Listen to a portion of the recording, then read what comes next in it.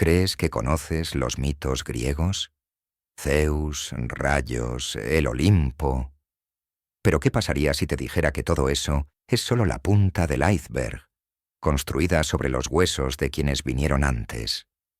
Hoy descenderemos a la oscuridad de los tiempos, a la era anterior a los dioses, cuando los titanes gobernaban el mundo. Esto no son cuentos para niños. Es una crónica de tiranía cósmica, golpes brutales y secretos familiares tan horribles que intentaron borrarlos de la historia. Descubrirás cómo el Dios Supremo del cielo se convirtió en víctima de la traición más impactante en la historia de los mitos, perpetrada por su propio hijo con un arma creada por su esposa. Como un nuevo gobernante, consumido por la paranoia, encontró una forma de deshacerse de sus hijos que te hará estremecer. Y por qué el nacimiento de la diosa del amor más bella comenzó con un acto de crueldad inimaginable. Y de este caos, de este vacío insondable, las cosas simplemente comenzaron a aparecer, no con una explosión, sino más bien en un proceso de despliegue eterno. Primero vino Gea, la tierra misma. No nació en un mundo. Ella era el mundo. Las colinas, los valles, los ríos, los bosques, todo surgió de su carne. Gea no era solo una figura materna, era la gran madre suprema, fértil, inmensa y, como veremos, no alguien con quien meterse. Se convirtió en la primera base de la vida, la tierra firme bajo los pies, incluso antes de que existieran pies para posarse sobre ella. Luego apareció Tártaro, el abismo profundo. No el inframundo, no exactamente, aunque los mitos posteriores lo reconvirtieron en eso. Tártaro era más bien el sótano de la realidad. Muy por debajo de la superficie de Gea, más oscuro que la noche, un día serviría de prisión para los rebeldes divinos. Pero por ahora, simplemente existía, un eco sombrío bajo el cosmos naciente. Luego vino Eros, no un cupido con sus flechas de amor, sino una fuerza mucho más antigua y abstracta. Este Eros era el pegamento que unía todo. Era la fuerza motriz de la creación, el principio de atracción que hacía fértil a Gea, que daba forma a lo informe. Sin él, el caos habría permanecido caótico. Con él, el universo dio su primera bocanada de aire. Del caos también nació Nyx, la noche, envuelta en oscuridad y misterio, más antigua que cualquier dios que aún tuviera que aparecer. Una figura que inspira una profunda reverencia e incluso temor. Se decía que incluso el poderoso Zeus lo pensaba 2 veces antes de contradecirla. Con ella surgió Erebos, la oscuridad del inframundo, no siniestra, sino simplemente sin luz. Nyx y Erebos juntos engendraron toda una plétora de descendientes sombríos. Hipnos, sueño; Tánatos, fin de la vida; Moros, destino; Némesis, retribución; y otros, con nombres dignos de novelas góticas. Estos seres primordiales no eran deidades en nuestro sentido. No eran de los que aparecían en forma de pastor para seducir a una mortal. Eran conceptos, fuerzas, personificadas, sí, pero apenas antropomórficas. Eran la naturaleza antes de que la naturaleza se volviera poética. Gea, sin embargo, tenía otros planes. Decidió que era hora de tener compañía. Y así, sin pareja, al igual que un jardinero solo labra un jardín, dio a luz a Urano, el cielo. No era un anciano barbudo reclinado en una nube. Urano era toda la bóveda celeste, extendiéndose sobre Gea en un abrazo eterno. Los antiguos creían que el cielo era un objeto físico, una bóveda sólida. Uno podría pensar en Urano como una especie de tapa divina que encajaba perfectamente con la Tierra. Juntos, Gea y Urano comenzaron a poblar el universo, pero no con árboles y pájaros, sino con criaturas, sus hijos, la primera generación verdadera de dioses, los titanes. En el canon clásico, eran 12. Océano, que rodeaba la Tierra con sus brazos acuosos; Hiperión, portador de luz y padre del sol, la luna y el amanecer. Ceo y Crío, cuyos nombres ahora son conocidos principalmente por los aficionados a los crucigramas. La sabia Temis, diosa de la ley natural y el orden. Mnemósine, la encarnación de la memoria. Febe, la inteligencia radiante. Y Rea, la futura madre de los dioses. Y estaba Cronos, el más joven, el más astuto y quizás el más peligroso de todos. Pero la fertilidad de Gea no se limitó a los titanes. Ella y Urano también engendraron a los cíclopes, gigantes forjadores de un solo ojo, expertos en forjar tormentas, y a los hecatónquiros, criaturas de aspecto tan absurdo que desafían la adaptación cinematográfica. Cada uno tenía 50 cabezas y 100 manos. Imagina lo que sería encontrarles guantes.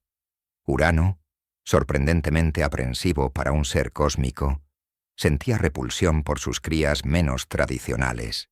Los consideraba monstruosos y, en un acto que solo puede describirse como represión divina, los devolvió a Gea, no metafóricamente, sino físicamente, a sus entrañas.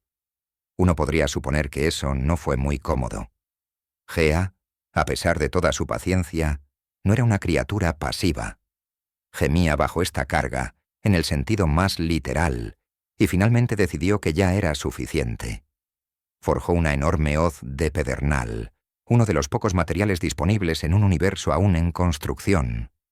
Luego, en un susurro amortiguado, convocó a sus hijos titanes para que se rebelaran contra su padre. Solo uno respondió a su llamada: Cronos, el inteligente Cronos, el ambicioso Cronos, el menor de los titanes y el más dispuesto a ensuciarse las manos, o más bien, su hoz.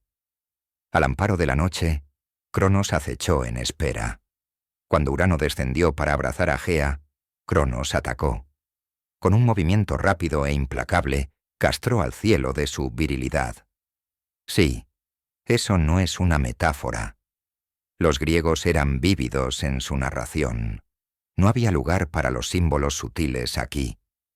De la sangre de Urano, derramada sobre Gea, nacieron las erinias, las mensajeras de la venganza.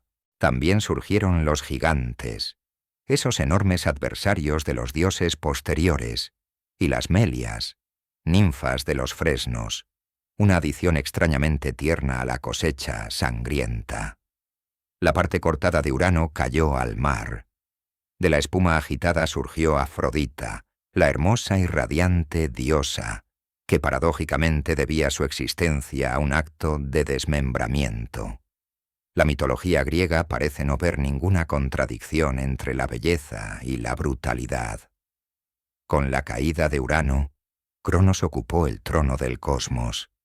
Ahora gobernaban los titanes, y Cronos tomó como esposa a su hermana Rea. Una vez más, los árboles genealógicos divinos a menudo se entrelazan, como la hiedra en las ruinas de un templo. Juntos, gobernaron en una era que las generaciones posteriores llamarían la Edad de Oro, una época sin sufrimiento, guerras ni necesidades. Una época sin humanos, hay que decirlo, pero una era bastante agradable para los dioses. Pero la paz en los mitos es frágil. Cronos, como su padre, se volvió desconfiado. Urano, en su última y agónica declaración, le advirtió que un día un hijo de Cronos se levantaría para derrocarlo, tal como él lo había hecho con su propio padre. La semilla de la paranoia fue sembrada y dio frutos amargos. Cronos ideó una estrategia preventiva desprovista tanto de compasión como de valor nutricional. Cada vez que Rea le daba a luz un hijo, él se lo tragaba entero. Uno tras otro, sus crías, Hestia, Deméter, Hera, Hades y Poseidón, fueron devoradas, no privados de la vida, sino simplemente escondidos dentro de su padre. Cronos se convirtió menos en un gobernante que en una guardería andante. Pero volveremos a esta historia en el próximo capítulo. Antes de dejar atrás el amanecer del cosmos, Vale la pena reflexionar sobre el significado subyacente de estas historias. El mito no es solo entretenimiento, es filosofía con sandalias. La caída de Urano es más que un parricidio divino. Es el triunfo del cambio sobre el estancamiento. El levantamiento de Gea habla de la resistencia de la Tierra, de la negativa de lo femenino a ser suprimido. Cronos, el dios del tiempo, se convierte en una advertencia. Incluso el tiempo mismo no puede escapar al destino. Estos mitos también resuenan en otras culturas. Los hititas contaban sobre Kumarbi, que derrocó al dios celestial Anu, mordiéndole los genitales. Sí, de nuevo los genitales. Los babilonios cantaban sobre la batalla de Marduk contra Tiamat, la monstruosa gran madre del caos. En cada caso, el viejo orden se derrumba para dar paso a uno nuevo. No es casualidad que estas narraciones aparezcan en las primeras civilizaciones que luchaban con cuestiones de poder, con el ascenso y la caída de los reyes, con los ciclos de gobierno y rebelión. En el mito vemos un plano de la monarquía, la revolución e incluso el trauma intergeneracional, dibujado con las audaces líneas de la leyenda. Y así, el escenario está listo. Los titanes ahora caminan por el mundo, inmensos y radiantes, la encarnación de las fuerzas de la naturaleza y el orden cósmico. La humanidad aún no ha aparecido. El Olimpo es solo un sueño. Los dioses, tal como son, actúan más como leyes vivas de la naturaleza que como personajes con personalidades. Pero incluso ahora, el ciclo ya se ha puesto en marcha. Cronos derrocó a su padre, y a su vez será derrocado, porque en cada era, en cada mito, la misma verdad espera silenciosamente en el fondo. El tiempo devora todas las cosas. El reinado de Cronos, según todos los relatos antiguos, fue un tiempo bastante idílico. A menos, por supuesto, que fueras uno de sus hijos. Para la mayoría fue una edad de oro, una era en la que la tierra regalaba generosamente sus frutos.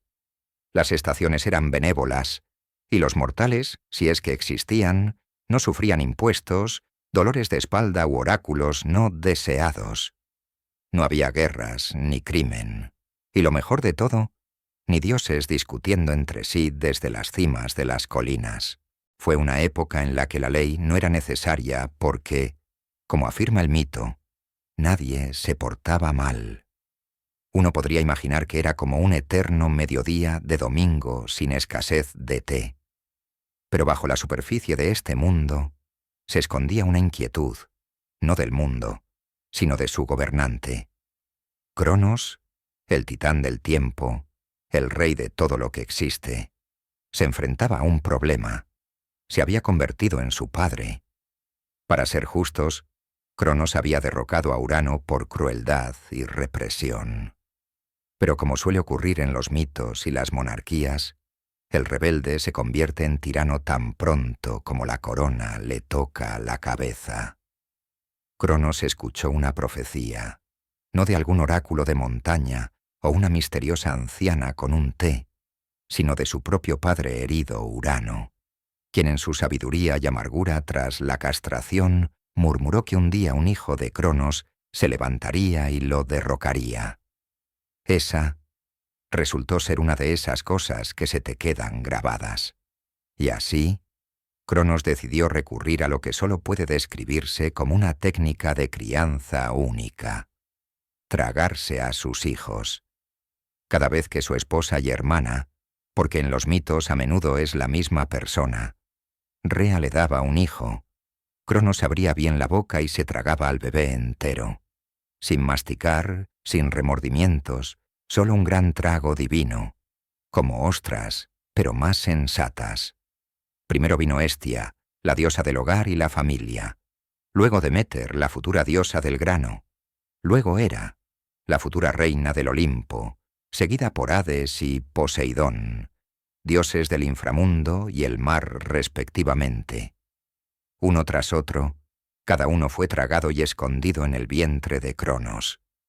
No está del todo claro qué condiciones existían en su tracto digestivo divino, pero ten la seguridad de que todavía estaban vivos.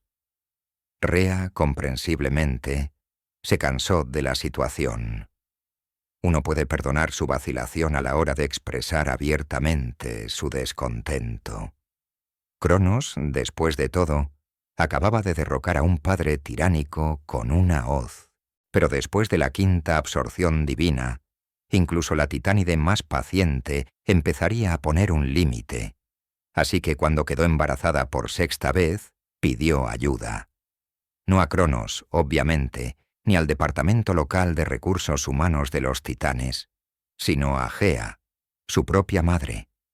La Madre Tierra primordial, como siempre, tenía un plan. Cuando llegó el momento del nacimiento, Rea se escabulló a la isla de Creta, una tierra que en los mitos siempre parece el lugar perfecto para ocultar a los niños divinos. Allí, en una cueva en la cima del monte Ida, dio a luz a su último hijo, Zeus. Para engañar a Cronos, Rea envolvió una piedra, convincentemente parecida a un bebé, en pañales, y se la presentó como si fuera un recién nacido. Cronos, el perpetuo y eficiente caníbal, se la tragó entera sin hacer preguntas. ¿Qué dice esto más sobre sus cualidades paternales o sobre su gusto por los minerales? No está claro. Así, Zeus fue escondido, criado en secreto en una cueva cretense. Algunos dicen que fue criado por ninfas, otros por una cabra llamada Amaltea, cuya leche lo alimentó. La historia varía según el poeta al que preguntes, pero la esencia sigue siendo la misma. El futuro rey de los dioses fue alimentado con miel silvestre, aire de montaña y, presumiblemente, un sentido de destino. Para ocultar sus gritos, una banda de guerreros conocidos como los curetes bailó y golpeó sus escudos, ahogando el llanto del bebé. Este es un raro caso de uso de la danza expresiva como sistema de defensa militar. Mientras tanto, en el estómago divino, Cronos continuó viviendo, completamente ajeno a que su perdición se estaba gestando literalmente fuera de él. Ahora hagamos una pequeña digresión. Mientras los titanes y sus crías luchaban entre sí, cabe destacar lo que los griegos creían sobre el mundo en general. Los dioses no eran seres distantes en el cielo. Estaban presentes, entrelazados en la propia estructura de la naturaleza y el tiempo. Los árboles susurraban con las dríades, los ríos fluían con las náyades. Cada brisa, cada tormenta, cada chispa de fuego tenía una presencia divina. El tiempo personificado en Cronos no eran solo relojes que hacían tic-tac. Él era el tiempo. Su reinado, por lo tanto, representaba no solo el poder, sino la inevitabilidad. No se podía negociar con él, ni huir de él. Y así, la idea de que sería derrocado por su propia descendencia reflejaba no solo la ciclicidad del poder, sino un miedo más profundo, de que incluso el tiempo mismo debía ceder. Volvamos a Creta. Zeus creció alto, fuerte, y a diferencia de sus congéneres titanes, con una inclinación por el drama. Al alcanzar la madurez, regresó para desafiar a su padre, pero no solo con fuerza bruta. Primero empleó el engaño.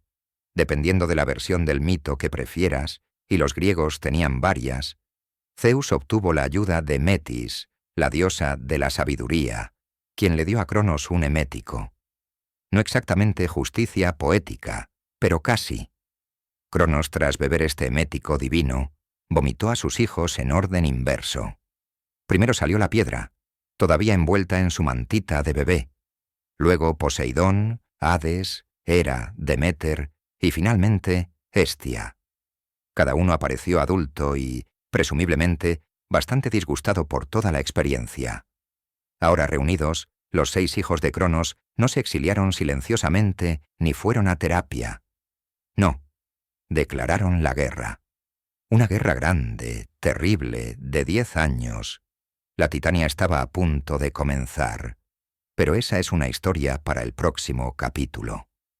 Por ahora debemos detenernos y reflexionar sobre lo que este capítulo de mitos nos dice. Tragarse a los niños, por horrible que suene, es una metáfora antigua que se encuentra en diversas culturas. En los mitos mesopotámicos, los dioses mayores son devorados o encarcelados por los más jóvenes. En las sagas védicas, los dioses nacen, se esconden y regresan cíclicamente. Todo esto refleja la misma verdad. La generación joven es tanto esperanza como amenaza. Cada nuevo niño representa el fin del reinado de sus padres. El poder, después de todo, es temporal, y nadie lo sabe mejor que los dioses. En el mito de Cronos también encontramos las semillas de la definición del tiempo mismo. Su nombre, Cronos, más tarde se confundiría con Cronos, la personificación del tiempo. Probablemente fueron figuras distintas originalmente, pero el mito, como los ríos, tiende a fusionar sus afluentes. Cronos se convierte en tiempo. ¿Y qué hace el tiempo, sino devorarlo todo? Y sin embargo, el tiempo también crea. Del vientre de Cronos salieron los futuros dioses del Olimpo, no sin vida, sino conservados, esperando. El tiempo los absorbió, pero también hizo inevitable su regreso. Una metáfora bastante elegante para ciclos, renacimientos y revoluciones, ¿no crees? Y una última nota sobre ese bebé de piedra. Según mitos posteriores, Zeus colocó la piedra envuelta en pañales en Delfos, el centro sagrado del mundo, como un marcador. Se conoció como el ónfalos, o el ombligo del mundo, una especie de cordón umbilical cósmico, si quieres.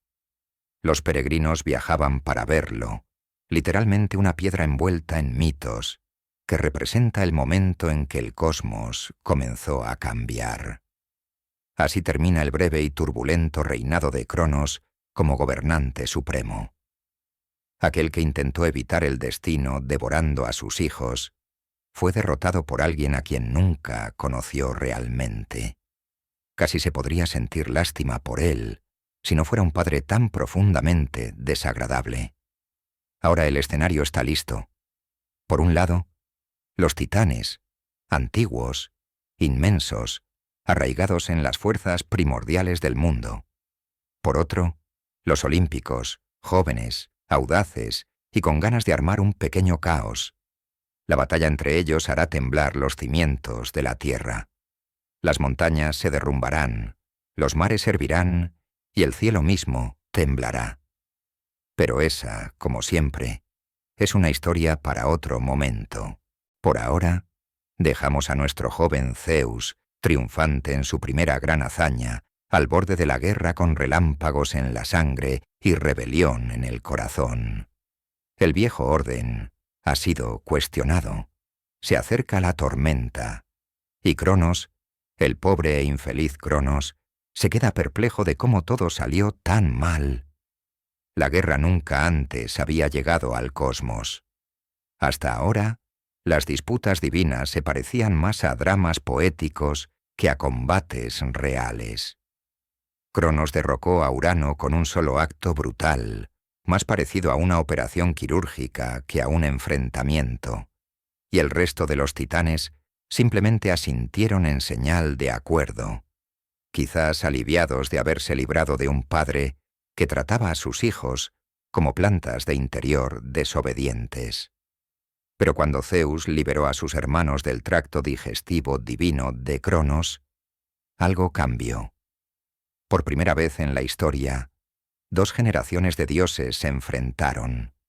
Y no fue una disputa familiar sobre quién olvidó traer la ofrenda correcta al solsticio de invierno. Fue una guerra, con mayúsculas, una sobre la que cantan los poetas con sangre en la garganta y polvo en las liras. Por un lado estaban los titanes, antiguos, elementales, inmensos. Encarnaban las fuerzas brutas del mundo, el vasto océano, el sol brillante, los cielos giratorios. Poderosos, sí, pero también estancados en sus hábitos. Estaban acostumbrados a que se les adorara, o al menos a que no se les molestara. Por otro lado estaban los olímpicos, más jóvenes, más hambrientos y armados con un sentido del destino tan poderoso que podía hacer que la leche se cortara. Zeus, Poseidón y Hades encabezaron el ataque, apoyados por sus hermanas, Hera, Deméter y Hestia, y un creciente grupo de aliados divinos. No eran abstracciones primordiales, sino dioses con personalidades, ambiciones y esa confianza que solo se encuentra en los inmortales que nunca han pagado el alquiler. La guerra se conoce como la titanomaquia, una palabra que se pronuncia mejor con una bebida fuerte. Significa batalla de los titanes, aunque apenas transmite la escala. No fue solo una disputa por el derecho de primogenitura. Fue una ruptura sísmica en el tejido de la creación.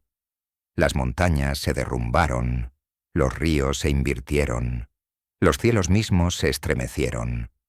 El campo de batalla, según la tradición, fue Tesalia, aunque dada la magnitud del conflicto, uno podría suponer que se extendió mucho más allá del mapa. 10 años duró la guerra. Ninguna de las partes pudo obtener una ventaja clara. Los titanes lucharon desde el monte Otris, una cumbre sombría que coincidía con su edad y seriedad. Los olímpicos, mientras tanto, ocuparon el monte Olimpo, entonces más pequeño, pero destinado a convertirse en el ático celestial. Fue un punto muerto, una guerra fría divina que se convirtió en una caliente.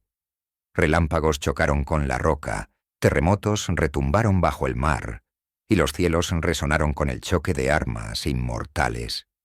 Pero los titanes, con toda su fuerza, tenían una debilidad.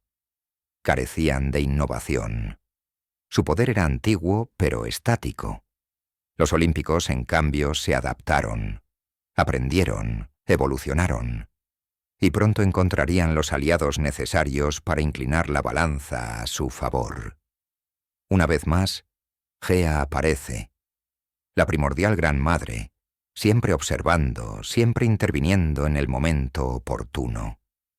Quizás favorecía a su nieto Zeus, quizás simplemente le gustaba un poco de caos de vez en cuando. Como fuera, ella reveló una verdad crucial. Los titanes podían ser derrotados, pero solo si los olímpicos conseguían el apoyo de aquellos a quienes Cronos había traicionado una vez. Los hecatonquiros y los cíclopes. ¿Los recuerdas? Los forjadores de 100 manos y un solo ojo, desterrados por Urano, encarcelados por Cronos y ahora languideciendo en las profundidades del Tártaro. No son los aliados más ideales, pero las guerras desesperadas requieren resurrecciones desesperadas.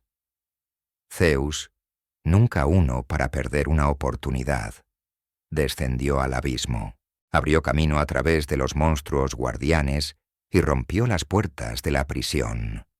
Los cíclopes, en agradecimiento, forjaron armas para sus liberadores.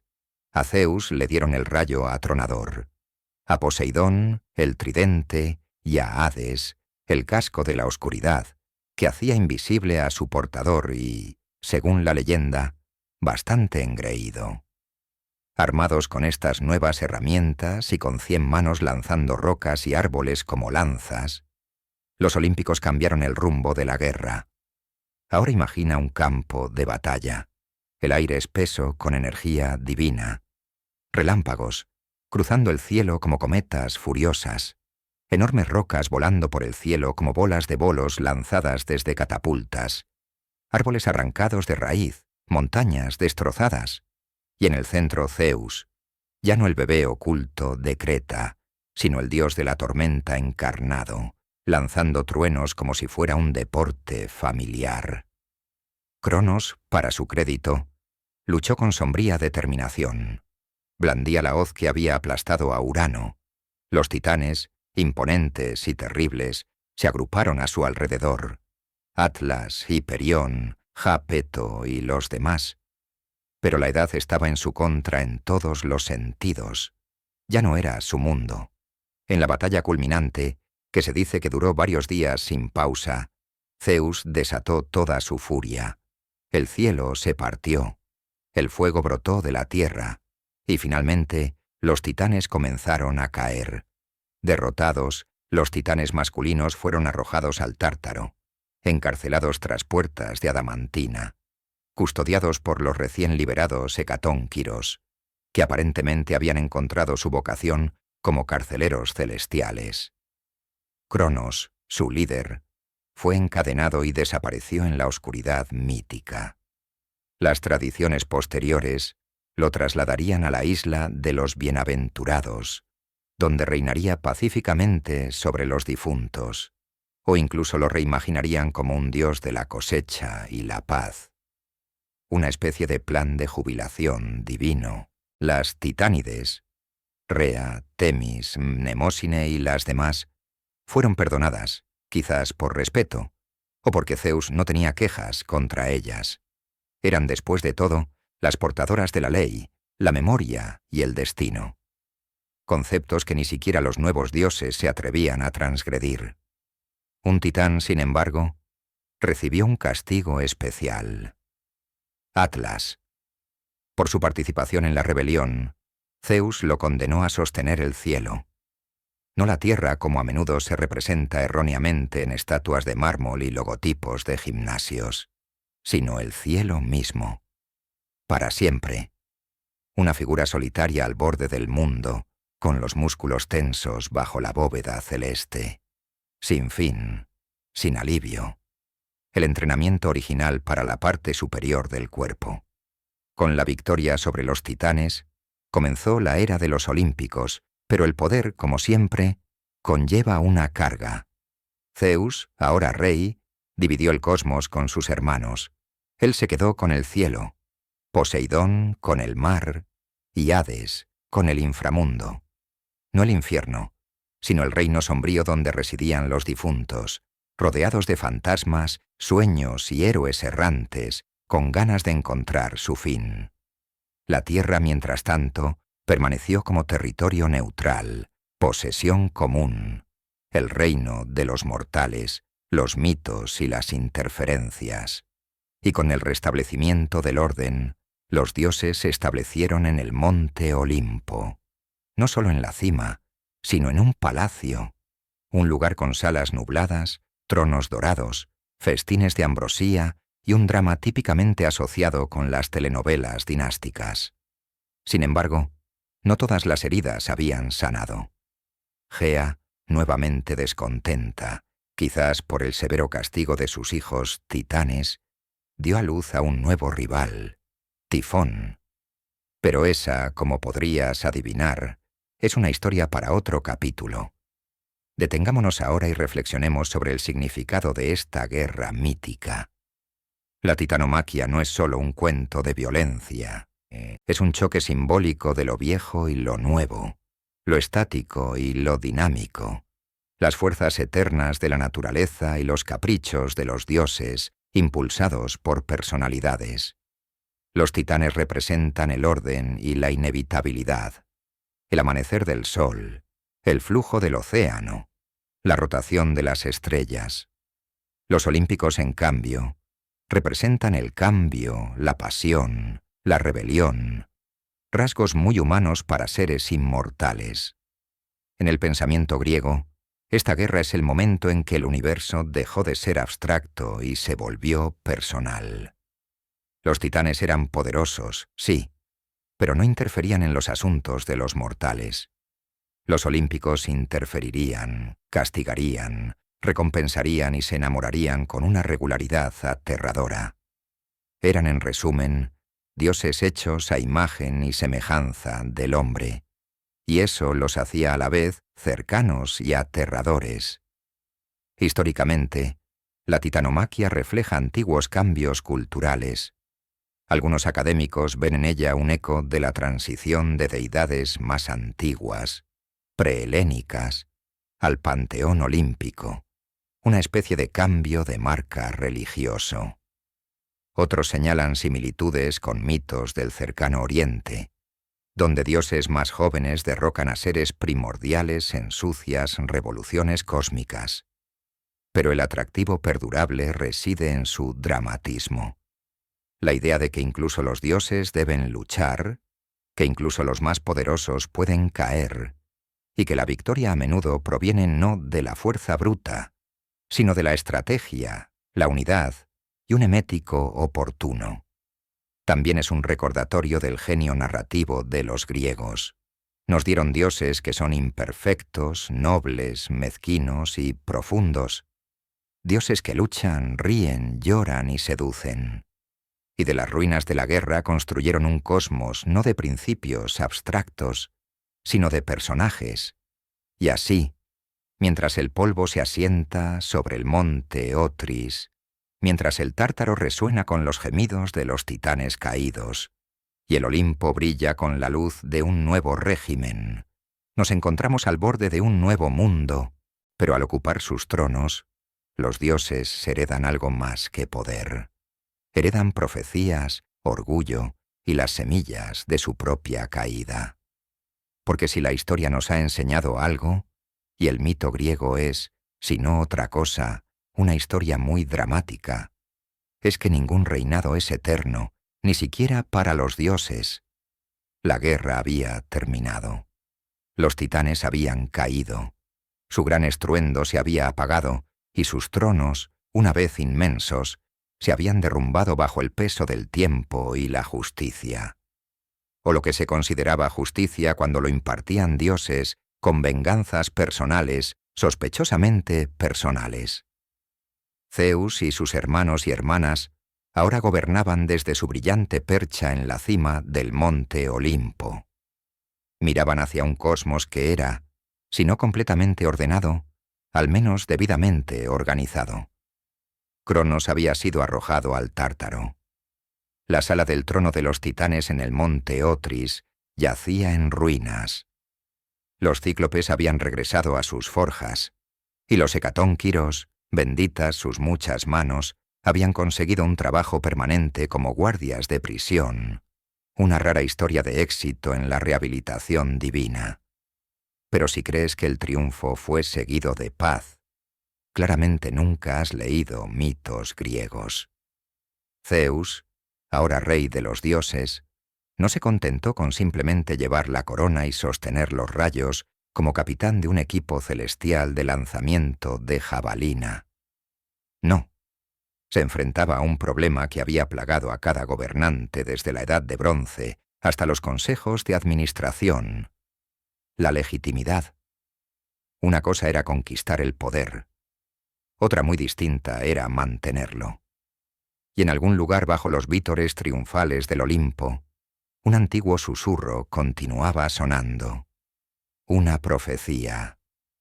Gea y Urano, esos sabios primordiales, una vez habían advertido a Cronos que sería derrocado por su hijo. Esa profecía se cumplió de la manera más espectacular y nauseabunda, pero por obra del destino, la ironía y quizás la genética. El sucesor de Cronos, Zeus, resultó ser el sujeto de una predicción espeluznantemente similar, que él también sería derrocado por su propio hijo. Ahora Zeus, no siendo tonto, se lo tomó muy en serio. Acababa de librar una guerra cósmica para derrocar a su padre.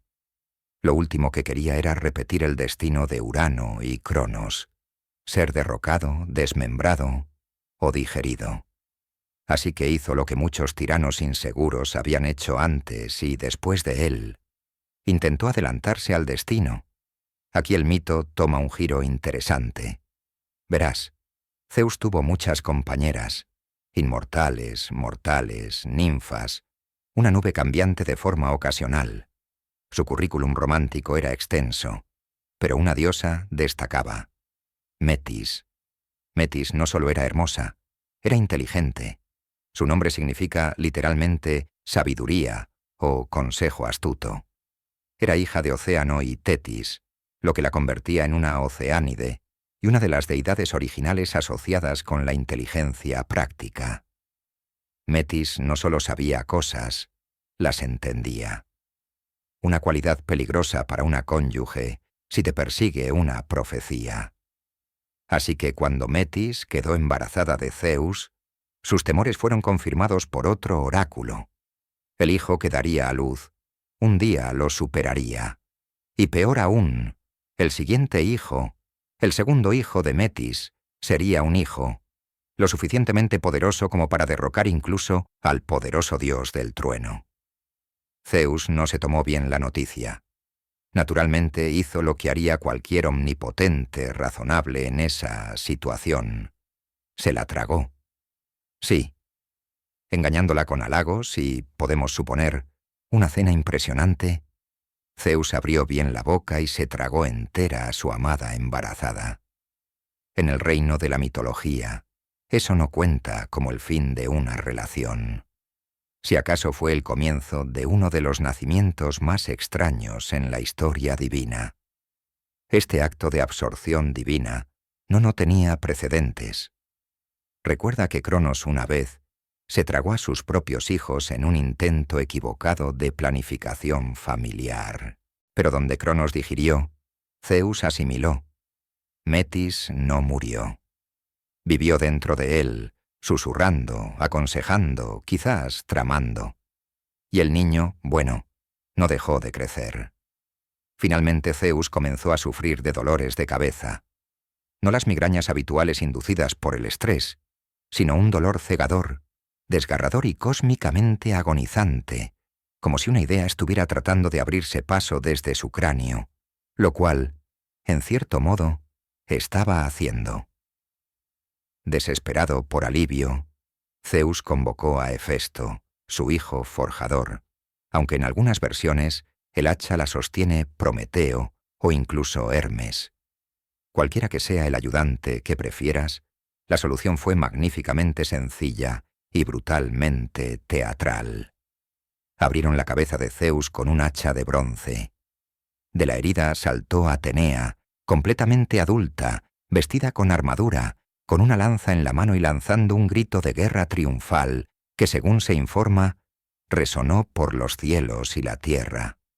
Fue, por decirlo menos, una aparición memorable. Atenea se convirtió en una de las diosas más veneradas del panteón griego.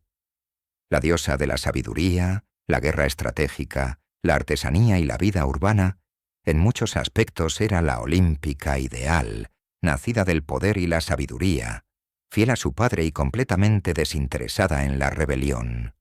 Nunca intentaría derrocar a Zeus. En un elegante judo mitológico, la profecía se cumplió y se neutralizó. El niño apareció, pero no como una amenaza. Sin embargo, el miedo a la usurpación quedó grabado en la psique divina de Zeus. Había visto que sucediera 2 veces. Quizás por eso gobernó con tanta grandilocuencia, una mezcla de encanto y tiranía, favor y furia atronadora. Podía ser el protector de los juramentos y el castigador de los perjuros, un amante de la justicia y un defensor de seducciones dudosas. Mientras Zeus se preocupaba por el destino y la paternidad, otros olímpicos se dedicaban a expandir sus carteras. Poseidón gobernaba el mar, pero no sin conflictos. Compitió con otros dioses por el dominio de las ciudades costeras. El ejemplo más famoso es Atenas, donde perdió el concurso divino de talentos ante su sobrina Atenea. Su don, una fuente de agua salada o un caballo de guerra, según la versión, fue superado por el olivo de Atenea. Los atenienses, gente práctica, eligieron las aceitunas, y Atenea obtuvo la ciudad. Hades, mientras tanto, se retiró a su sombrío reino. A pesar de ser representado como un villano en relatos posteriores, fue quizás el más cumplidor de los 3. Su reino era ordenado, regido por la ley y sorprendentemente limpio. Rara vez salía, aunque cuando lo hacía, causaba muchos problemas, como veremos en el caso de una hija de Deméter. La propia Deméter, diosa de la agricultura, se encargó de la fertilidad de la tierra. Hestia mantuvo el fuego en el hogar, y Hera, siempre regia, se convirtió en la reina de los dioses. Aunque estaba casada con Zeus, Su tolerancia a sus aventuras extramatrimoniales era limitada. Sus celos, aunque tristemente célebre, no carecían de fundamento. Era la diosa del matrimonio, después de todo. Debió de ser doloroso cuando su propio matrimonio era una telenovela. Y así, el Olimpo prosperó a su manera dramática y disfuncional. Pero incluso mientras los dioses construían palacios y dictaban destinos, el mundo no dejó de cambiar. Verás, Gea estaba nuevamente descontenta. Sus hijos, los titanes, todavía estaban encarcelados. El Tártaro gemía bajo su peso. Y Gea, que había engendrado a Urano, que había criado a los titanes, que había ayudado a derrocar 2 generaciones de gobernantes, ahora se agitaba con una nueva indignación. Dio a luz a un nuevo hijo. No un titán, no un dios, sino un monstruo. Se llamaba Tifón. Si la titanomaquia fue una guerra de dioses, lo que siguió fue algo mucho más primordial. Tifón era una criatura del caos, nacida para destruir lo que Zeus había construido. Imponente, serpentino, con 100 cabezas de dragón y la voz de muchas bestias, era la encarnación misma del miedo y la furia. Pero esa es una historia para el próximo aliento, para el próximo trueno. Por ahora, dejamos el Olimpo en su mundo precario. Una montaña coronada de gloria, pero acosada por profecías, traiciones y el lejano susurro de alas. Y en este frágil interludio permanece una lección. El poder en la mitología griega nunca se hereda de forma gratuita. Debe ser conquistado, defendido y, sobre todo, superado en astucia. Los dioses no son deidades estáticas en el cielo, sino seres de conflicto y complejidad. Y aunque los titanes cayeron, su historia aún no ha terminado del todo. Porque incluso en la derrota, las viejas fuerzas susurran a través de las grietas del mundo, esperando, como todos los imperios caídos, una oportunidad para levantarse. Todo comienza, como muchos grandes relatos, con un mundo precario y una tormenta que se avecina. Cronos, el rey de los titanes, señor del tiempo y devorador de sus propios hijos, hizo todo lo posible para mantener su reinado. Pero el destino, la más obstinada de las fuerzas, tenía otros planes. Y Zeus, el niño al que tan diligentemente había tratado de evitar, era ahora un dios adulto, fuerte, inteligente y totalmente poco dispuesto a agradecer a su padre por los años que sus hermanos pasaron en la oscuridad estomacal. La titanomaquia, una palabra que pide a gritos ser pronunciada una vez que te acostumbras un poco, fue la gran guerra entre los dioses mayores, los titanes y los jóvenes advenedizos, los olímpicos. Duraría 10 años, sacudiendo los cimientos del cosmos mismo, y marcaría el fin de una era divina y el comienzo de otra. Imaginemos la escena. Después de que Zeus engañara a Cronos para que vomitara a sus hermanos, una reunión familiar brutal pero extrañamente satisfactoria. Los 6 hijos de Cronos y Rea estaban juntos.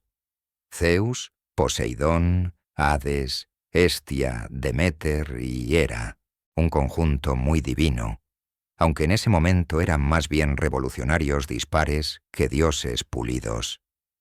Imagina no túnicas de Westminster, sino la edición divina de la Resistencia francesa. Cronos, por supuesto, no estaba encantado de ver a sus hijos vivos y sanos, y totalmente poco dispuestos a agradecerle su estadía de años en la oscuridad estomacal. Pero no estaba solo. Había convocado a sus hermanos titanes, uniéndolos a su alrededor. Después de todo, habían gobernado el cosmos desde la derrota de Urano, y la idea de ceder el poder a estos audaces dioses jóvenes era simplemente humillante. Por un lado estaban los titanes, liderados por Cronos y apoyados por poderosos aliados. Atlas, el general, Ceo, el inquisidor, Jápeto, el que trae el fin de la vida, y Océano, que sabiamente se mantuvo al margen con sus ríos. Suiza en la tormenta que se avecinaba. Algunas titánides también permanecieron neutrales o distantes, quizás sintiendo hacia dónde soplaba el viento. Por otro lado estaban los olímpicos, que, francamente, eran los desvalidos. Jóvenes, relativamente inexpertos y carentes de ese poder primordial que tenían los titanes. Pero Zeus tenía algo que Cronos nunca logró comprender: estrategia, aliados y la capacidad de convertir el caos en ventaja. También tenía hermanos que no rehuían la astucia y hermanas con la inteligencia adecuada para igualarlos. Ahora, como dice el mito, la guerra no se libró con espadas y escudos en el sentido habitual. Fue una verdadera refriega metafísica. Las montañas se lanzaron como piedras, los relámpagos partieron los cielos, terremotos, tormentas, ríos arrancados de sus cauces. Imagina una versión cósmica de un concierto de rock, donde cada golpe de batería hace que las placas tectónicas se muevan. Zeus, el eterno hijo ambicioso, sabía que necesitaba algo más que fuerza bruta. Así que hizo lo que muchos generales han hecho a lo largo de la historia. Irrumpió en una prisión y reclutó a los más notorios que pudo encontrar. En las profundidades del Tártaro, su abuelo Urano había encarcelado a los cíclopes y a los hecatónquiros, los monstruosos hijos de Gea y Urano, desterrados por ser bastante poco estéticos. Ahora los cíclopes, esos forjadores de un solo ojo, no eran solo fuerza bruta, eran artesanos, maestros. Fueron ellos quienes forjaron los relámpagos de Zeus, el tridente de Poseidón y el casco de invisibilidad de Hades. Bastante generosos, hay que decir, considerando que habían pasado eones en confinamiento solitario divino. Los hecatónquiros, mientras tanto, eran criaturas con 50 cabezas y 100 manos cada uno. No ideal para la motricidad fina, pero excelente para lanzar rocas contra las fortalezas enemigas. Con ellos en la vanguardia, el curso de la guerra comenzó a cambiar. Cabe destacar que la táctica de los olímpicos aquí, reclutar a los marginados y armarlos, no es tan diferente de muchas revoluciones humanas a lo largo de la historia. La Revolución Francesa, la Revolución Haitiana, incluso algunos momentos del ascenso bolchevique, reflejan este patrón mítico. Los excluidos se convierten en el factor decisivo. El mito refleja la historia, o quizás la historia refleja el mito. La guerra asolaba la tierra de Tesalia, particularmente en la región alrededor del monte Otris, el bastión de los titanes, y el monte Olimpo, la base de los jóvenes dioses. Uno podría imaginar el Olimpo como un ático divino, pero en esta etapa era más un búnker que un palacio. El campo de batalla no se limitaba a la tierra. Los cielos mismos resonaban con truenos. Los mares hervían con la furia de Poseidón. El inframundo se estremecía con las órdenes de Hades, y a través de todo esto, Gea, la madre tierra, gemía bajo el peso de la ira divina. En ocasiones, parecía que la propia Gea se rebelaba. Sus hijos de ambos lados la desgarraban. En mitos posteriores, daría a luz a Tifón en respuesta a esta agonía. Pero nos estamos adelantando. Zeus resultó ser un líder a diferencia de Cronos. Delegó, una habilidad que muchas monarquías nunca dominan. Lideró ataques, unió a sus hermanos y coordinó a sus aliados. Poseidón abrió los mares para atacar los bastiones de los titanes. Hades usó su casco para infiltrarse en las filas enemigas, causando caos y confusión. Hera y Deméter sirvieron como logistas y estrategas, manteniendo organizados y resilientes los esfuerzos olímpicos. No se trataba solo de fuerza, sino de inteligencia, y lentamente los titanes comenzaron a ceder terreno. El momento decisivo llegó cuando los hecatónquiros lanzaron 1000 rocas en una sola salva, rompiendo las defensas del monte Otris. La destrucción en sí misma fue mitificada como la destrucción del cielo. Cronos, con toda su astucia y poder, se dio cuenta de que el fin estaba cerca. Sus fuerzas estaban dispersas. Algunos titanes huyeron. Otros, como Jápeto y Crío, lucharon hasta el amargo final. Pero la lealtad tiene límites, especialmente cuando tu enemigo tiene un rayo atronador y un gigante de 100 manos de su lado. Cronos fue capturado. Atlas, que había liderado el ejército de los titanes, fue seleccionado para un castigo especial. Los titanes en general fueron exiliados al Tártaro, un profundo pozo debajo del inframundo, más oscuro y horrible que cualquier infierno humano. Allí permanecerán, custodiados por los hecatónquiros. Poético, hay que decirlo, considerando que las mismas criaturas que una vez encarcelaron ahora estaban de guardia para ellos. Zeus obtuvo la victoria, pero su victoria no vino solo a través de la fuerza. Fue la adaptabilidad, la persuasión y una profunda comprensión del impulso mítico lo que lo convirtió en rey. Ahora, la titanomaquia no es solo una guerra civil mítica, es un patrón, una historia simbólica sobre el cambio de generación. Encontrarás ecos de esto en la mitología nórdica con los Vanes y los Aesir, en los mitos babilonios, donde Marduk se rebela contra Tiamat. Incluso en las obras de Shakespeare oímos la misma tensión. Viejos órdenes contra nuevas ideas. En la Teogonía de Hesíodo, esta guerra no es solo la culminación de una telenovela cósmica, es una reflexión sobre la inevitabilidad del cambio. Los titanes representan la fuerza bruta e indómita de la naturaleza, primordial, antigua y desinteresada en los asuntos de los mortales. Los olímpicos, por el contrario, encarnan un cosmos más estructurado. Tienen templos, tienen sacerdotes, tienen reglas, a veces violadas, a menudo rotas, pero que aún así existen. Históricamente, algunos académicos sugieren que la titanomaquia podría reflejar cambios culturales reales.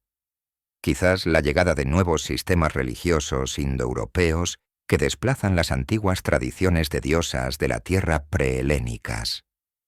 Otros lo leen como pura alegoría. El tiempo devora a sus hijos, pero la sabiduría, Zeus, prevalece. A través de cualquier lente que se mire, la historia resiste el paso del tiempo porque es profundamente humana. Padres e hijos, rebelión y gobierno, el miedo a quedar obsoleto y la audacia de la juventud. Con la victoria y el encarcelamiento de los titanes, el cosmos se encontró en una encrucijada. Por primera vez, el universo estaba gobernado no por personificaciones abstractas de la naturaleza, sino por dioses con personalidades, defectos, familias y, a decir verdad, mucho más drama del que sería estrictamente necesario. Zeus y sus hermanos se repartieron el mundo.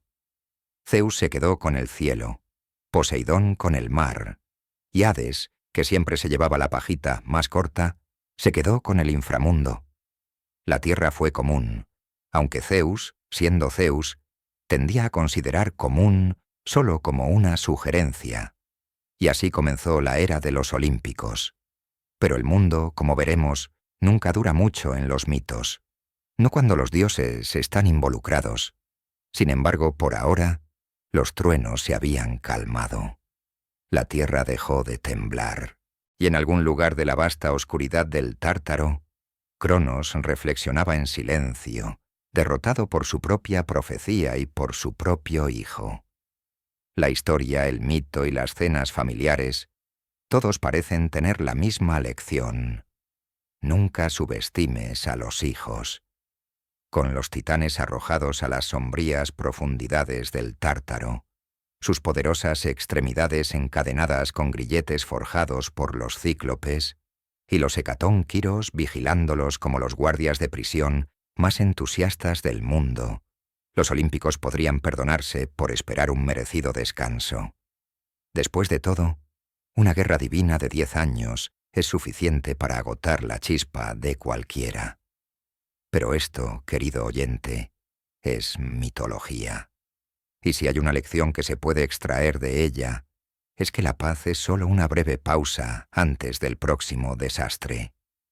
Zeus ahora gobernaba desde el monte Olimpo, una percha bastante elevada, hay que decir, y comenzó a sentar las bases del cosmos tal como lo entendemos, ordenado, jerárquico, ligeramente teatral. Con sus hermanos, Poseidón y Hades, dividió los mundos. Zeus se quedó con el cielo, Poseidón con el mar, y Hades, con una resignación cansada del hermano menor al que se le negaba la primera elección, se quedó con el inframundo.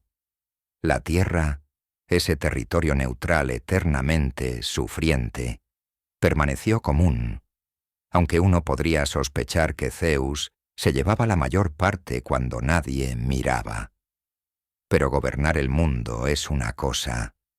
Mantener el orden entre dioses que no solo poseen egos del tamaño de montañas, sino la capacidad de nivelar esas montañas con una sola mirada, es otra muy distinta. Los olímpicos, verás, eran una compañía inquieta, llena de rivalidades, rencores y vidas amorosas profundamente dramáticas. Si los titanes eran las fuerzas brutas de la naturaleza, los olímpicos eran más bien las estrellas de las telenovelas, con habilidades divinas, mezquinos, poderosos y a menudo sorprendentemente egocéntricos. Sin embargo, durante un tiempo, Zeus logró mantener las cosas bajo control. El cosmos se instaló en su nueva estructura. Los mortales comenzaron a poblar la Tierra en mayor número, aunque su lugar en la historia divina seguía siendo algo secundario. Peones, de hecho, en las disputas y coqueteos de los dioses. Estos primeros humanos, apenas más que sombras verticales en la visión de Hesíodo, miraban a los dioses con asombro y temor, y a veces servían como daños colaterales en las disputas divinas. Pero había alguien que no estaba satisfecho con el nuevo orden, alguien antiguo, arraigado en los huesos mismos del mundo, alguien con una queja bastante personal, tanto contra los titanes como contra los olímpicos. Se llamaba Gea, la tierra misma, la madre de los titanes, la abuela de los olímpicos, y la que una vez incitó a Cronos a rebelarse contra Urano, ahora veía como el mismo ciclo se desarrollaba una vez más. Y esta vez no estaba impresionada. Cronos se había vuelto tan tiránico como Urano. Zeus lo había derrocado casi de la misma manera, y ahora Zeus, con todo su encanto y sus relámpagos atronadores, estaba siguiendo el mismo camino, convirtiéndose en aquello contra lo que había luchado para reemplazar. Uno casi podía escuchar su suspiro en el susurro de las hojas. Así que Gea, eternamente fértil tanto en cuerpo como en venganza, decidió que a los nuevos dioses les vendría bien un recordatorio de que, incluso los poderosos, deben inclinarse ante lo verdaderamente antiguo. Y así, una vez más dio a luz, pero no a una camada de dioses, ninfas o agradables espíritus de la tierra, sino a un monstruo. No solo a cualquier monstruo, eso sí. Era Tifón. Si los titanes eran las montañas del mundo, Tifón era una erupción volcánica, un terremoto, un huracán. Se decía que era más alto que el pico más alto, con 100 cabezas de serpiente que siseaban y gritaban en todas las lenguas conocidas, y varias que es mejor dejar sin traducir. Sus ojos lanzaban fuego, su voz podía derribar montañas, y de cintura para abajo era una masa de serpientes retorciéndose. En otras palabras, no era alguien a quien invitarías a cenar, a menos que la comida incluyera pánico y colapso de la civilización. Ahora Tifón no estaba solo. A su lado estaba Equidna, su pareja, medio mujer, medio serpiente, y juntos engendraron algunas de las criaturas más terroríficas de la mitología griega. Cerbero, el perro de 3 cabezas. la quimera con su tríada de león, cabra y serpiente, la hidra de Lerna de múltiples cabezas, y la astuta esfinge. Este delicioso retrato familiar de monstruos aterrorizaría a mortales y héroes durante generaciones. Se podría decir que eran la versión mitológica de los parientes que nadie quería ver. Pero antes de que todas estas pesadillas hicieran su aparición, el propio Tifón se dirigió directamente al Olimpo, dejando tras de sí tierra quemada y dioses aterrorizados. Los olímpicos, con todo su poder, nunca habían visto nada parecido.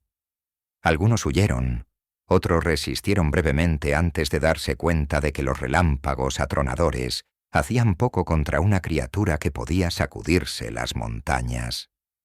Según algunas versiones, los dioses en realidad se transformaron en animales y huyeron a Egipto, lo que quizás dio origen a algunas de las deidades con cabeza de animal en la mitología egipcia. Nada como un pequeño préstamo intercultural bajo coacción divina. Zeus, sin embargo, no se asustó tan fácilmente.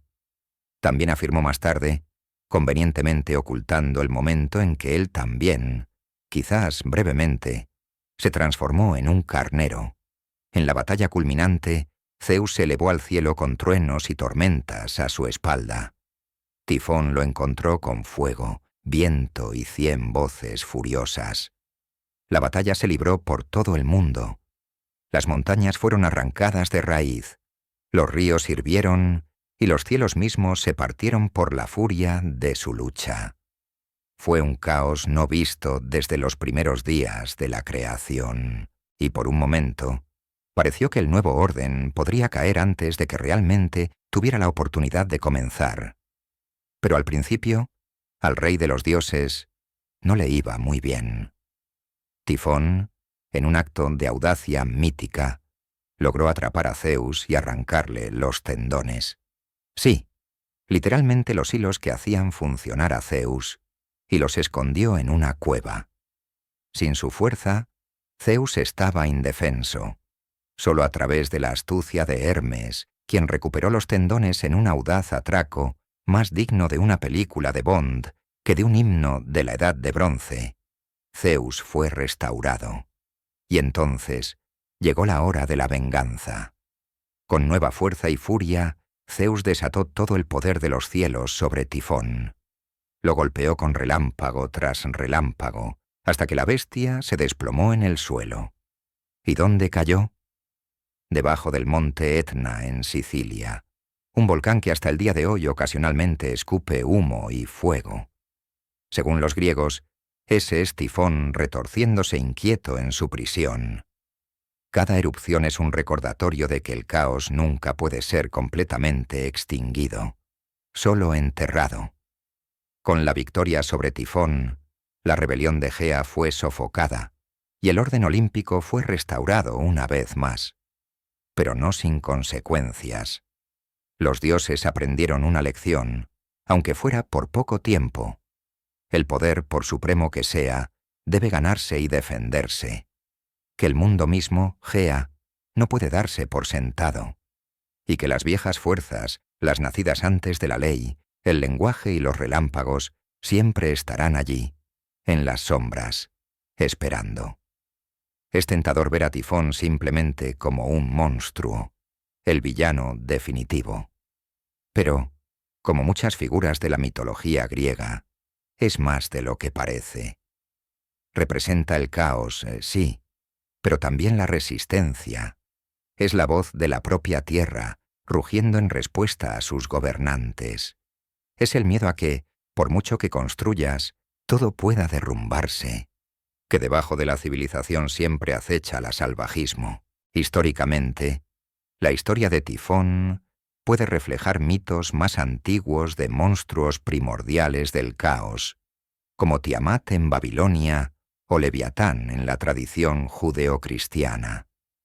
En muchas culturas antiguas, había historias en las que un dios de la tormenta luchaba contra un monstruo marino o serpentino, simbolizando la batalla entre el orden y el caos, la cultura y la naturaleza. Zeus contra Tifón es la versión griega de este motivo universal. Probablemente también refleje ansiedades históricas. Los volcanes, como el Etna y el Vesubio, eran fuerzas impredecibles y aterradoras, y darles una cara, un nombre, una historia, era una forma para que los antiguos comprendieran lo incomprensible. El mito, después de todo, nunca fue solo entretenimiento. Era una forma en que las personas daban sentido al mundo, en toda su belleza y brutalidad. Hay algo hermoso y humano en estas historias. Todos tememos el colapso del mundo que conocemos. Todos tememos que los monstruos que creemos haber enterrado puedan resurgir.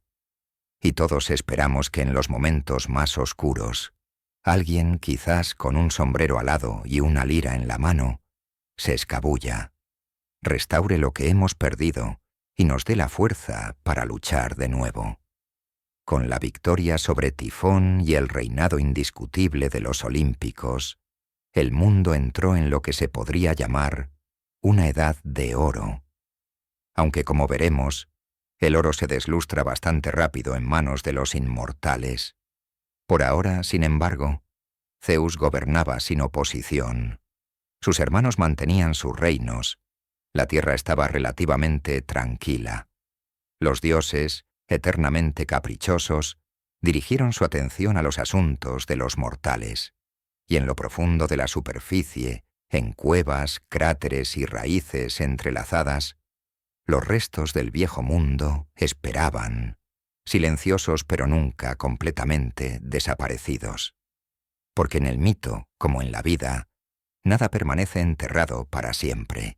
Con el encierro de Tifón bajo el monte Etna y el triunfo de los olímpicos en sus tronos celestiales, uno podría pensar que el cosmos finalmente había encontrado su ritmo, una especie de conjunto de jazz divino, si quieres, donde Zeus dirige desde los cielos, Poseidón retumba bajo las olas, y Hades canta siniestramente en el inframundo.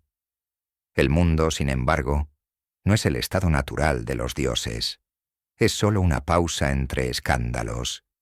En esta era post-tifónica, el mundo entró en lo que los poetas griegos amaban llamar la Edad de Oro, una época en la que los mortales vivían sin trabajo, dolor ni impuestos, lo que probablemente la hace mítica. La comida crecía sin plantar, el clima era perpetuamente agradable, y los dioses, en su mayor parte, se ocupaban de sus asuntos divinos.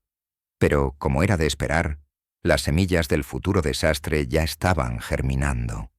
Y esta vez, esas semillas llevaban el nombre de Prometeo.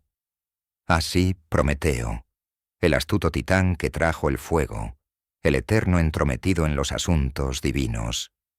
Mientras sus compañeros titanes eran arrojados al Tártaro o derrotados de otra manera, Prometeo jugó su mano con una perspicacia sorprendente durante la titanomaquia. Se puso del lado de Zeus. Bueno, técnicamente se puso del lado de quien creía que ganaría, y ese resultó ser Zeus, y por un tiempo, eso le aseguró un asiento en la mesa condicional del Olimpo. Prometeo, cuyo nombre, apropiadamente, significa previsor, no era un titán típico. Donde otros eran fuerza bruta o elementos naturales, Prometeo era intelecto, fuego, invención, artesanía, astucia. Si los olímpicos eran los artistas del espectáculo, Prometeo era el equipo detrás del escenario, asegurándose de que los focos no se cayeran del techo. Ahora, según Hesíodo y otras fuentes antiguas, Prometeo se encariñó con los mortales, quizás demasiado. En algunos relatos, incluso los creó, esculpiendo a los humanos de arcilla, y Atenea les dio vida. Ya sea como escultor o salvador, Prometeo vio en la humanidad un proyecto que valía la pena invertir. Una audaz elección, considerando en lo que nos hemos convertido. Pero Zeus tenía una visión diferente. Para él, los humanos eran peones, divertidos en el mejor de los casos, prescindibles en el peor. Estaba decidido a mantenerlos dependientes, obedientes y sobre todo ignorantes de los secretos divinos. El principal de ellos era el fuego, esa esencia dorada y crepitante de la civilización. El fuego significaba cocinar, forjar, construir. En otras palabras, progreso. Y el progreso, temía Zeus, podría algún día conducir a la desobediencia. Así que, naturalmente, Prometeo lo robó. No sutilmente, eso sí. Se escabulló al Olimpo, encendió un tallo de hinojo de la llama sagrada y lo llevó a la humanidad como un portador de antorchas rebelde en la ceremonia olímpica más subversiva de la historia. Con ese único acto, la humanidad dio un salto de la ignorancia a la innovación. Se encendieron fuegos en la noche. El metal tomó forma bajo los martillos y la carne asada reemplazó la masticación perpetua de raíces crudas. La civilización, en resumen, comenzó a brillar hasta cobrar vida. Y Zeus estaba furioso. Podía perdonar mucho. Rebelión, arrogancia, incluso una imprudencia ocasional con un mortal, pero no la desobediencia, no cuando lo hacía quedar mal. Así que ideó un castigo, a la vez eterno y agonizante. Prometeo fue encadenado a una roca, algunos dicen que en el Cáucaso, otros en una cima desolada, donde ni siquiera las cabras temían pisar. Y cada día un águila, sagrada para Zeus, descendía y le arrancaba el hígado. Y cada noche el hígado volvía a crecer, y la tortura comenzaba de nuevo. Ahora para los antiguos griegos, el hígado era el depósito de las emociones y la fuerza vital, no el corazón, como podríamos pensar hoy. Así que no fue solo una tortura física, fue una degradación diaria de su esencia misma. Un poco excesivo, quizás, pero por otro lado, la moderación nunca fue el punto fuerte de Zeus. Sin embargo, Prometeo no fue el único que sufrió por su filantropía. La humanidad, recién calentada y empoderada, también se convirtió en objeto de represalias divinas. Zeus, con todo el dramatismo de una deidad ofendida, encargó un castigo con su habitual sensibilidad para la ironía poética. Creó a una mujer. Aparece Pandora.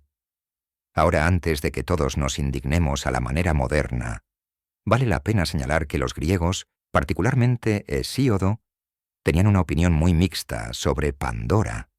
Era hermosa, encantadora y creada por las manos de todos los dioses, de ahí su nombre, la que todo lo recibe. Afrodita le dio encanto, Apolo música, Hermes curiosidad y paciencia. Bueno, no mucha. Llegó con una jarra, no con una caja, a pesar de lo que siglos de mala traducción nos han hecho creer. Una gran jarra sellada, llena de males aún no vistos por la humanidad. Dolor, hambre, celos, enfermedades, impuestos nuevamente, y todas las sutiles desdichas de la vida humana.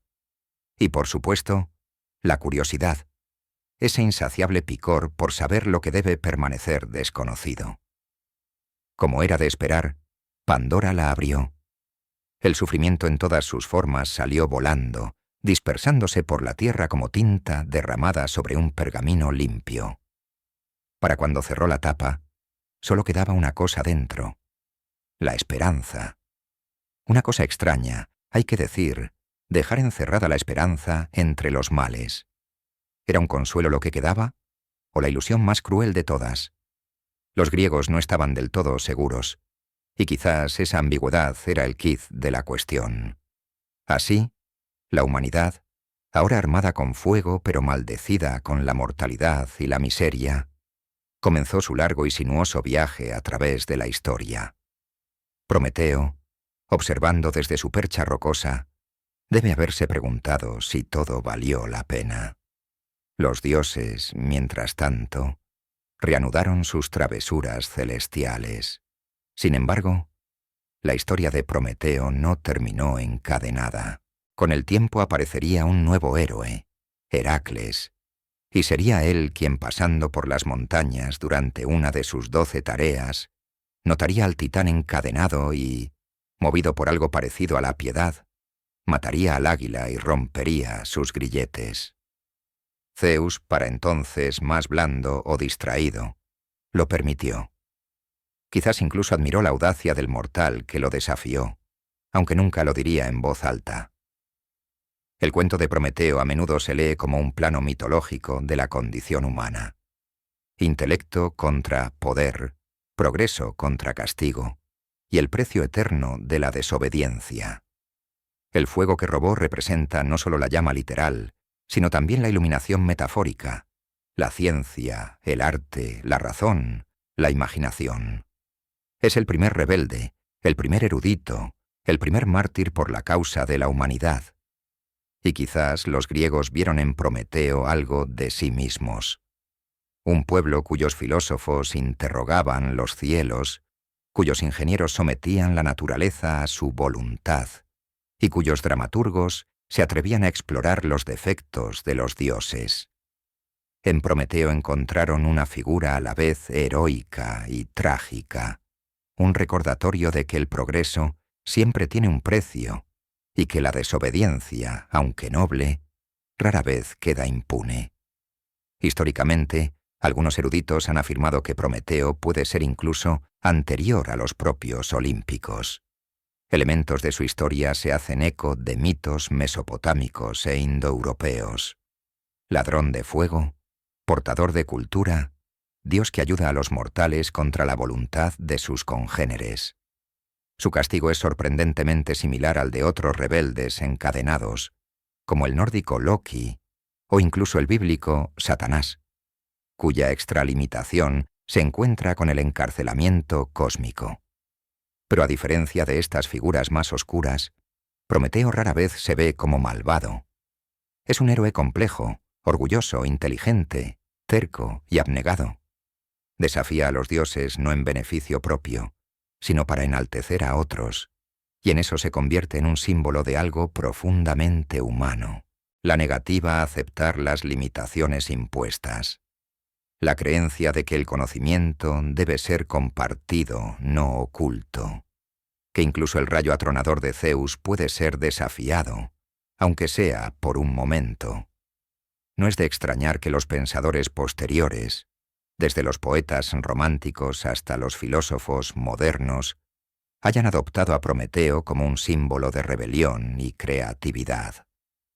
Percy Shelley lo retrató como un noble sufriente, mientras que Karl Marx lo vio como un prototipo de revolucionario.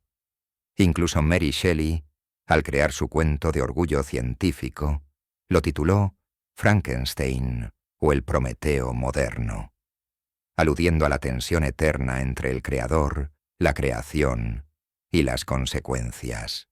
Y así, en esta pausa entre guerras divinas y sagas heroicas, vemos un drama más silencioso, pero no menos poderoso, el nacimiento de la civilización. No por gracia divina, sino a través del robo, no con permiso, sino a través de la rebelión, y la comprensión de que cada paso adelante va seguido de un latigazo en la espalda. Mientras los olímpicos yacían en sus tronos, observando cómo los mortales encendían hogueras, construían templos y creaban filosofías, quizás sintieron que su tiempo, aunque largo, no sería eterno, porque el don del fuego es la semilla del interrogatorio. Y una vez que preguntas ¿por qué?, incluso un dios finalmente debe responder. La historia de los titanes no es solo una historia de gigantes, tormentas y ejércitos divinos chocando. Es también la historia de quienes vienen después, los pensadores, los rebeldes, los portadores de la antorcha, y en Prometeo encontramos el puente entre la era de los monstruos y la era de los hombres. Un titán, sí, pero quizás el más humano de todos,